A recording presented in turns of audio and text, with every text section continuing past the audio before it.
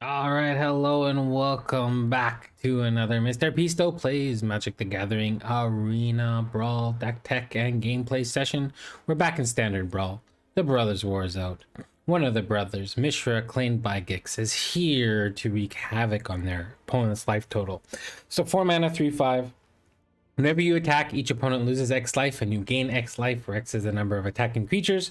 If Mishra, claimed by Gix, and a creature named Phyrexian Dragon Engine are attacking, and you own or you both own and control them, exile them, meld them into Mishra, Lost of Phyrexia, and enters the battlefield tapped and attacking. And this is a 9/9. And when it enters the battlefield after you meld, or when it attacks, you get to choose 3 of the following. Target opponent discards 2 cards. Mishra deals 3 damage to any target. Destroy target artifact or planeswalker. Creatures you control gain menace and trample until the end of turn. Creatures you don't control get -1/-1 until the end of turn. Or create 2 tapped power stone tokens. You're probably not doing the last one. To be honest with you, I'm not sure how often you're going to be able to meld this Phyrexian Dragon Engine with Mishra claimed by Gix. I think it's just in a singleton deck. It's not easy to get them both out and have one or the other die. So the deck plays a lot of low to the ground creatures to use Mishra claimed by Gix's ability of gaining life and dealing damage when you attack. Squee playing and getting extra 1/1s when it attacks is very powerful. I think something like Felden is going to help us draw a bunch of cards. Falcon Wrath Forebearer. I wanted to find some things that flew. Black has a few of those, like the Voldaren Bloodcaster. This flies. Blade of the Uni has menace, so you're going to be able to get in it every once in a while. Up at the top, we have Junji, Garna, Shieldred. These kind of help us close out the game. Also, this Overwhelming Remorse, I think, is a very powerful removal spell, especially when we're playing so many small creatures that are going to die. Junkyard Genius is also a really cool one. Being able to give your creatures menace can be very powerful. And we're not really taking advantage of the power stone it creates, so we can use the mana from it in order to pay for that sacrificing thing. So let's get into a few games with Mishra claimed by Gix. And actually, the format has kind of changed. Rather than playing games and reacting and doing things, we've actually pre-recorded some matches and kind of dictated and explained what happened and why I did certain things. So hopefully this new format is going to show us some more wins. Also show us some more of what the deck actually does, rather than like just here are 3 games that I played. So it does take longer, so if and it's more effort. So like, subscribe, notify, hit up the Patreon. Thank you, Jimmy Colorado, for the support in helping with not only joining Patreon but helping build some of our decks. So if you want your voice to be heard on standard decks or historic Brawl decks, get on that Patreon, because that gets you access to our Discord server. All right, let's get into a few games here, and let's see what Mishra claimed by Gix can do. All right, so the first deck we're up against is Elas, il-Kor, Sadistic, Pilgrim in standard Brawl. This is typically mono or Orzhov tokens. So our opening hand here is not super good, so we do end up deciding to take our free mulligan. And this one is definitely keepable, so we kept it. We have a 1-drop into a choice of our 2-drop, along with a removal spell and something that can dig us into maybe a win later in the game. So they start on command tower and we play our 1-drop, because why not? It's a 1-drop. And then on turn 2 we have our choice: Misery Shadow or Tainted Adversary. Both would be an okay card to play.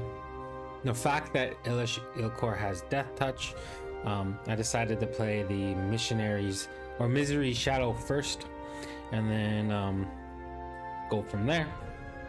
We both block and both die to Elas, il-Kor if they do decide to attack.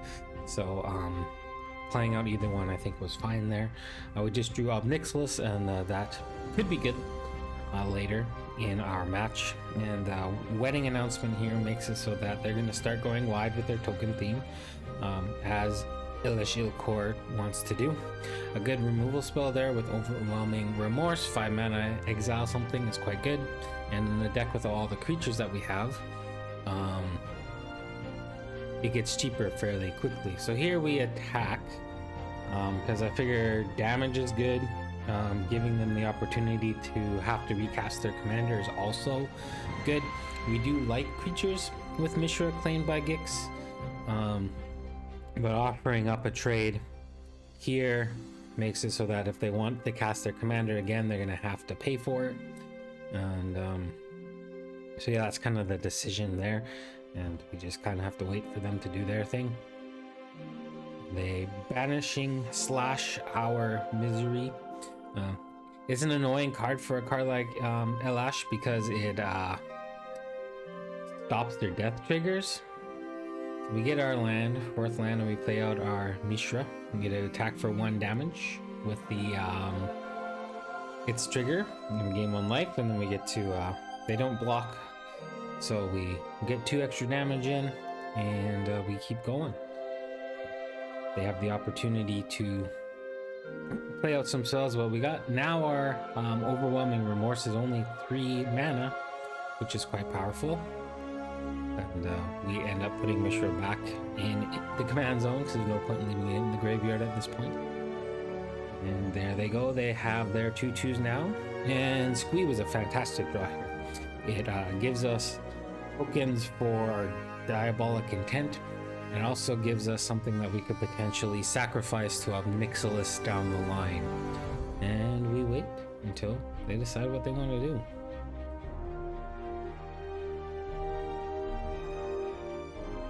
So we have options in our next couple turns. They pass on nothing. Missing a land drop really hurts here. So we play our land, gain a life. And then we cast our Mixilus. And we sacrifice that Gobbo, the goblin there, to give us a second of Mixilus, which gives us the opportunity to make a demon or a devil, but also take up our token. So we tick down to get the devil. You got to make sure you put those in the right order, and then you tick up to trigger Ob Nixilis and make them lose 2 life typically. Unless you get fairly late into the game. Mishra is actually quite different, because usually red black doesn't gain you life. Rakdos isn't really a life gain thing, so the fact that you gain life here is huge. So they play a flash creature that generates them 2 extra creatures, and this is, I think, an important part in the game. So as we'll see here in a second, they decide to attack, and it takes them a little while to figure out what they're going to attack and where they're going to attack.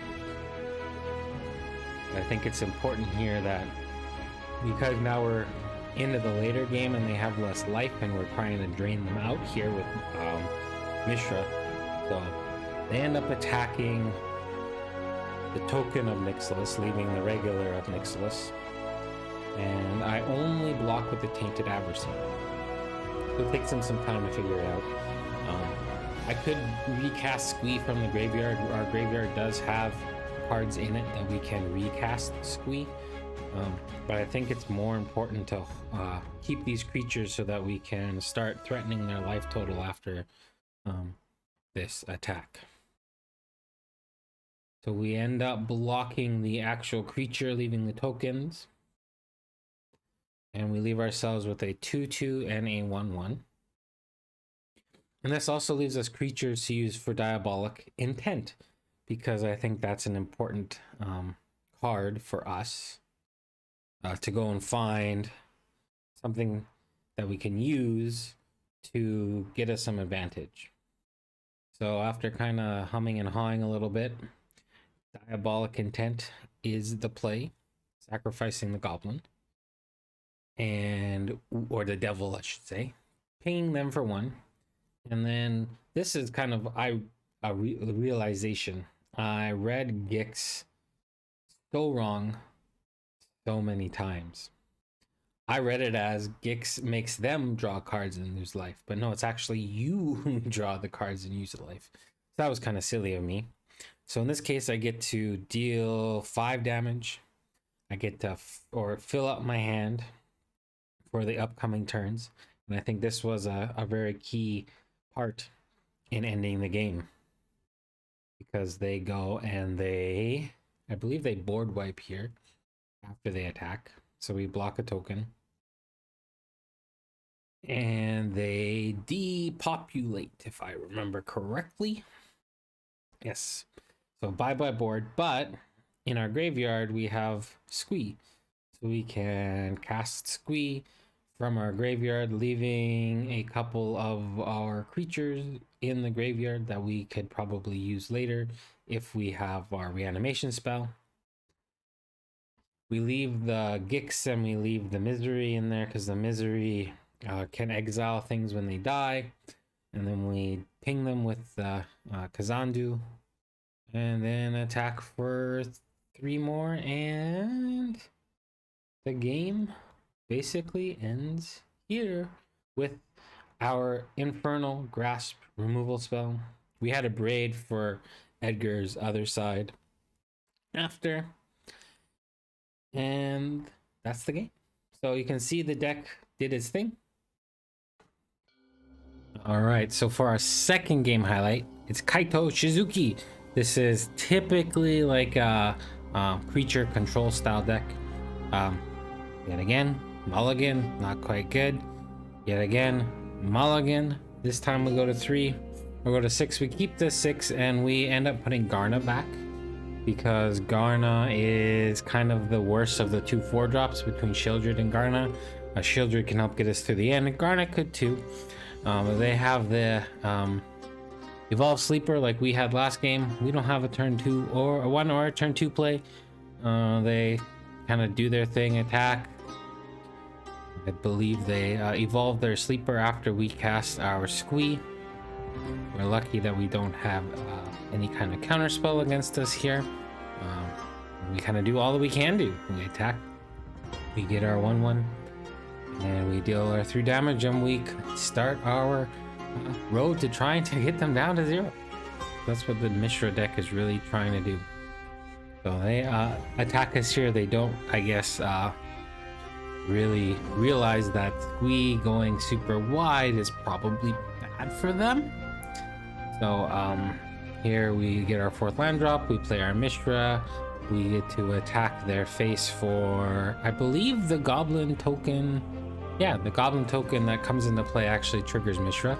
So we deal 3 extra damage there. So that's 7 damage in that one attack. And I don't know what this attack was. So I assumed, well, Mishra's better off on the battlefield than gone. So I didn't block because combat tricks. Kaito Suzuki is the deck that wants you to be attacking so you don't have to do the discarding part because it doesn't look like they're a reanimator kind of thing.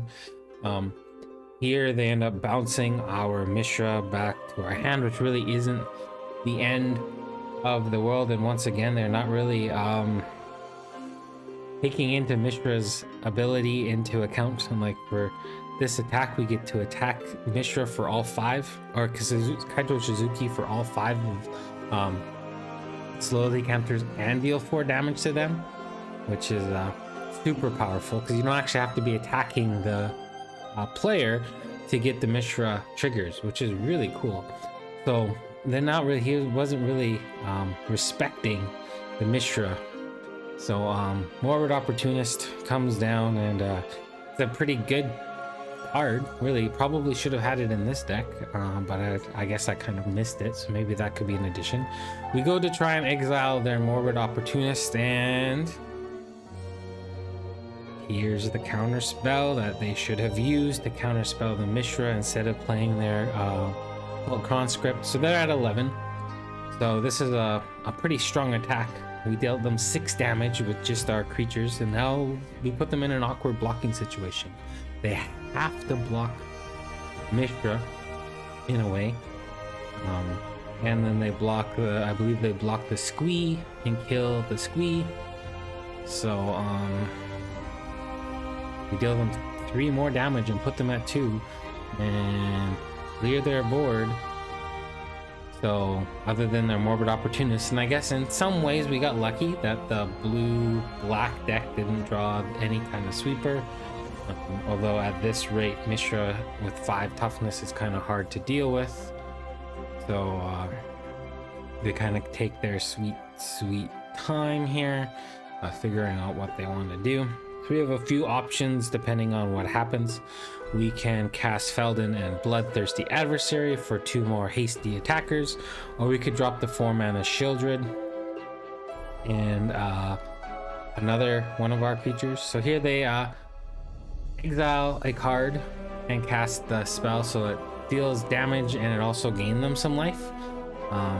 But we got super lucky and drew this Junkyard Genius, and it comes into play with a tap Power Stone. You can sacrifice a creature or an artifact to give your creatures +1/+0 and what's it called? Menace. So we do that. We make all our goblins +1/+0 and attack for 6, putting them to 1, and we fade not 1 but 2 card draws and come away with the W. That Junkyard Opportunist was the perfect card to draw at that time. That was game number 2 on. Alright, so here we are in our 3rd and final game. It's Urza, Lord Protector. This is usually, there's 2 ways to play this: artifacts or control. This is a snap keep. We got our 1-drops, our 2-drops, our 3-drop, our possible meld with the Dragon Engine. We just got everything. So we start with the Tenacious Underdog because I'd rather it be destroyed than the Misery Shadow. You can get it back from your graveyard. Here we play the Phyrexian Dragon Engine, which could potentially set us up for Mishra next turn and then a 5th turn attack and meld. To be honest, the meld mechanic just kind of didn't happen. I played quite a few games and it just doesn't seem to want to get there. So I figured the dragon was going to be kind of like a target removal, like magnet, but it kind of wasn't. So we play our Mishra, we attack with our Phyrexian Dragon Engine and our Tenacious Underdog and deal a boatload of damage. That is one thing that this deck can do really well. Just get in there and attack their life total. We get depopulated, so they poop all our stuff. But we have them down so low that if we go kind of land into land, we could get lucky. The Graveyard Trespasser into, I believe we play the Misery, gives us our board state back again. And then we just gotta hope and pray that we don't get a removal spell. And we got kind of lucky that they actually chose to draw 2 cards instead of kill something with the Might Stone. Guess they figured they could survive for a little bit longer. But in many ways, we actually kind of we got kind of lucky here. We were able to attack and deal a good chunk of damage, and then we played out another 2-drop, and fingers crossed we don't get sacrificed, destroyed, board wiped again. And they have so much mana. We kind of just we got a little bit lucky here, and they thought that they're I guess they can't either add or they didn't realize, or actually technically we kind of got really lucky. So they cast the, what was it called again? They kind of tank here for a little bit. They kind of think, what should we do? How do we win this game? So they tank, and they end up playing Behold the Unspeakable, which technically is actually a pretty solid play, but we rip the command tower off the top. We play our Mishra. We attack for 6 damage through Mishra's thing, and we can go and talk about this very fun deck in the deck decks. All right, well, those were a few games. I hope you enjoyed this new format of me kind of voicing over the decks rather than playing and losing a bunch and then posting a video even though I lost a bunch. So I hope you enjoyed seeing the wins, seeing what the deck can do. Unfortunately, in the good chunk of time that I had to play with the deck and record the matches that I did, I was unable to get Mishra lost to Phyrexia. Well, we got close in that last game, which is one of the reasons why I picked it. And yeah, the deck performed the way I thought it would. Realistically, there are so many like 1, 2, 3 drop creatures. Let's do creature. Right? There's so many creatures you could do. You could play kind of like a discard style effect. There are some more flyers, low to the ground flyers that you could get in there. You could probably find a pretty fun gold or Rakdos zombie maybe style of deck where you're playing a bunch of the zombie stuff. And get in there with some fun zombies. But yeah, really, the low to the ground creatures, the 1, 2s, and 3s, it can really be whatever you want them to be. I picked these ones because I thought they were A, some of the better ones, and B, they were cards I like to play with. And that is one of the cool things about Standard Brawl is you can play with the cards you want to play with. And we got to play with Mishra here. So thanks for watching. Have a wonderful morning, afternoon, evening, or night, wherever you are in the world. Thanks again, Jimmy Colorado. Like, subscribe, notify, hit up the Patreon if you want to be a supporter of the channel and help make these decks happen. All right, take care. Stay safe. Bye for now.